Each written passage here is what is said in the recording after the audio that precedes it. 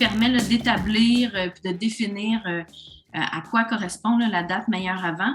C'est la date après laquelle le produit pourra avoir subi une détérioration. Mais ce qui est mélangé avec la date meilleure avant, c'est qu'elle est obligatoire sur les aliments dont la durée de conservation est de moins de 90 jours. Un jus qui est pasteurisé se conserve quand même longtemps, plus de 90 jours, mais on vient y apposer une date meilleure avant quand même à cause de la perte de vitamine C. Le commerçant peut vendre des produits qui expirent le jour même, peut aussi les offrir à rabais dont la date est expirée, par exemple, pour les produits dont la durée de conservation est de plus de 90 jours.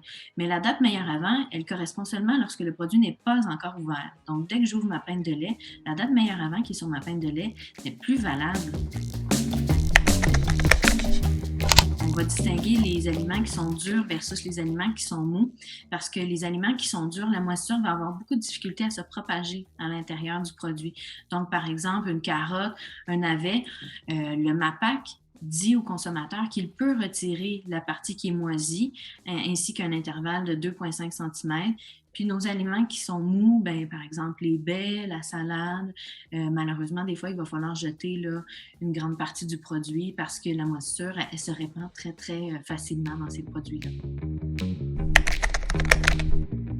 Oui, avec l'inflation, c'est une super belle ressource pour les consommateurs.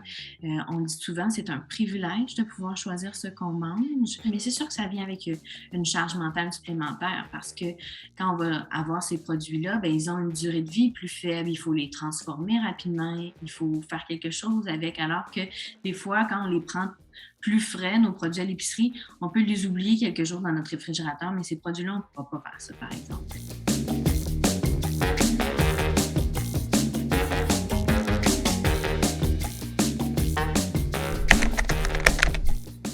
De mieux connaître comment conserver nos aliments, de mieux comprendre quels aliments on peut conserver après la date, comment on peut les transformer quand ils sont moins frais, par exemple. C'est toutes des notions de littératie alimentaire qu'on devrait inciter à développer en bas âge dans les écoles primaires et secondaires parce que un haut niveau de littératie alimentaire est corrélé avec une meilleure alimentation.